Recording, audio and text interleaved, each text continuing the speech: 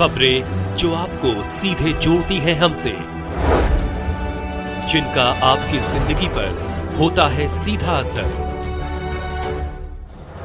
खबरों की वही तस्वीर, बिना बदले बिना डरे, जज्बा सच का लिए, सच दिखाते हैं।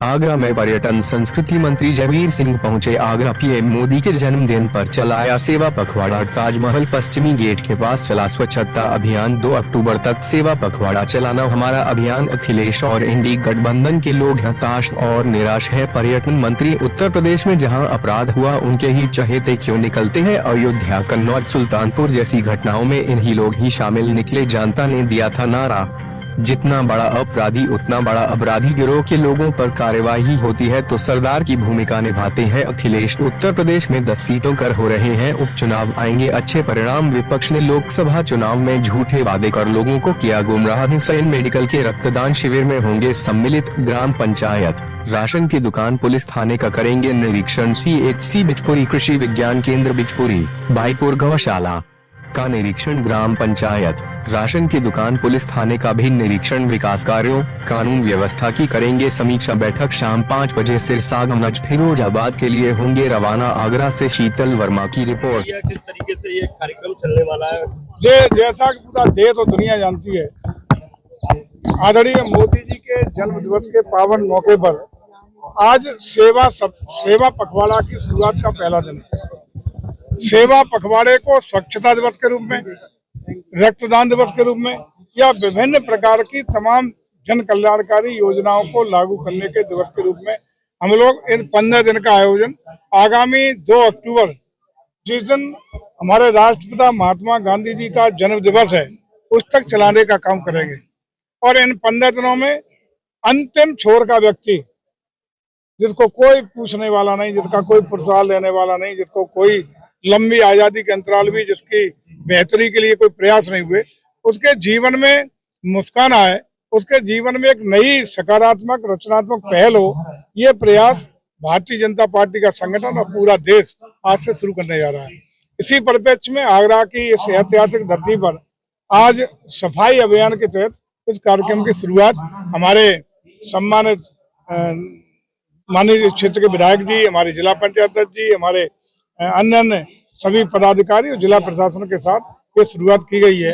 हम समझते हैं कि इससे एक संदेश देने का काम है कि यदि निरोगी रहना है, स्वस्थ रहना है, स्वयं को, परिवार को, समाज को, प्रदेश और देश को स्वस्थ बनाना है, निरोगी बनाना है, बहुत तेज गति से देश को आगे ले जाना है और आदरणीय प्रधानमंत्री की मंशा के अनुरूप यदि भारत को विकसित भारत बनाने का संकल्प पूरा करना है तो निश्चित रूप से हमें स्वच्छ रहना पड़ेगा और स्वच्छता का अभियान स्वयं से शुरू करना पड़ेगा। और जन जन की इन अभियानों में जो सेवा भाव के साथ शुरू हो रहा है, जन जन की सहभागिता अपेक्षित रहेगी। एक एक व्यक्ति इसमें सहभागिता करे। इंटरनेशनल गेम का शहर है, टाउन हुआ है आगरा शहर, यानी जहाँ पूरी दुनिया के पर्यटक आते हैं, वहाँ सफाई को लेकर आप प्रभारी मंत्री बने। यही तो हम लोग आज प्रयास कर रहे हैं। कोई भी सरकार का प्रयास तब तक सफल नहीं हो सकता, इस तरह के प्रयास, जब तक जन जन की स्वयं की भागीदारी न हो। पहले आदमी स्वयं पे वो एडॉप्ट करे, फिर परिवार पे करे, समाज पे तभी प्रभावी होता है। आज जो शपथ भी इसके बाद लेने का काम किया गया है, उसका भी आशय यही है कि जन जन की सहभागिता और भागीदारी जब तक इन अभियानों के तहत नहीं होगी, स्वयं का जुड़ाव लोग नहीं करेंगे, स्वयं स्वच्छ रहने का प्रयास, स्वच्छता बरतने का प्रयास, गंदगी न करने का प्रयास, तो गंदगी न होने देने का प्रयास नहीं करेंगे, तब तक इस तरह के अभियान कभी सफल नहीं हो सकते। कहा जाता है कि प्रदेश में डबल इंजन की सरकार है, अखिलेश कह रहे हैं कि डबल इंजन की सरकार नहीं, डबल इंजन की तकरार है, क्या कहेंगे? देखिए, मैं समझता हूँ कि अखिलेश जी और इंडी गठबंधन के लोग आज हताश हैं, निराश हैं और हताशा और निराशा में कुछ भी बोल रहे हैं। आखिर उत्तर प्रदेश में जहाँ जहाँ अपराध होते हैं, उन्हीं के चहेते लोग क्यों उनमें इन्वॉल्वमेंट करते हैं? उनके चहेते लोग ही, चाहे अयोध्या की घटना हो, कन्नौज की घटना हो, सुल्तानपुर की घटना हो, उन्हीं के इर्द गिर्द के शागिर्द लोग ही इन्वॉल्व क्यों होते हैं? इसका मतलब साफ है, जो उत्तर प्रदेश की जनता ने 12 से 17 के बीच महसूस भी किया और उसको झेला है, भुगता है। और उसी समय उत्तर प्रदेश के लोगों ने एक नारा दिया था कि जितना बड़ा अपराधी उतना बड़ा समाजवादी। इसका मतलब ये इनके अखिलेश जी के गिरोह के लोग जब तक उत्पीड़ित पुलिस के द्वारा जब इन पे कार्रवाई होती है, जब जब ये गुंडई करते हैं, पुलिस के खिलाफ कार्रवाई करती है, तब तक उनके सरदार के रूप में उसका रिफ्लेक्शन अखिलेश जी देते हैं। आया डकैती में, अखिलेश यादव उनके घर गए, जबकि पुलिस ने उनका एक वीडियो भी जारी किया, क्या कहेंगे? मैं यही तो कह रहा हूँ, उसमें तो डकैती का जो सोना डकैती में गया था वो भी रिकवर हो गया है, उसके बावजूद भी चूंकि उनका चहेता है। तो मैंने जो कहा कि जब जब उनके गिरोह के सदस्यों को पुलिस के द्वारा कार्रवाई की जाती है अपराधियों पर, तो गिरोह के सरगना के रूप में अखिलेश जी को सबसे ज्यादा पीड़ा होती है। क्या लग रहा है, निकल जाएगी सीट इस बार बीजेपी? 10 सीटों पर उपचुनाव उत्तर प्रदेश में हो रहे हैं। 10 सीटों पर निश्चित रूप से बेहतर परिणाम इसलिए आएंगे कि लोकसभा के चुनाव में एनडीए गठबंधन के लोगों ने जिस तरीके से गलत गुमराह करके धोखा देके जनता को ठगने का काम किया।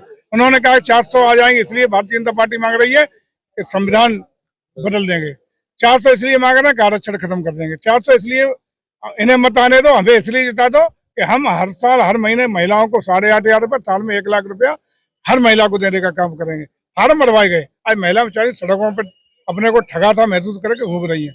अब लोग जान चुके हैं कि हमें धोखा मिला, हमें ठगा गया, और आज उत्तर प्रदेश में देश की जनता इंडी गठबंधन के बहकावे में आने वाली नहीं है। उनका विश्वास भारतीय जनता पार्टी पर, उनकी रीतियों पर, नीतियों पर, योगी जी पर, मोदी जी पे है, और इसी के कारण सारे परिणाम, चाहे उपचुनाव के परिणाम हो या आने वाले किसी चुनाव के परिणाम हो, भाजपा के पक्ष में आने वाले हैं।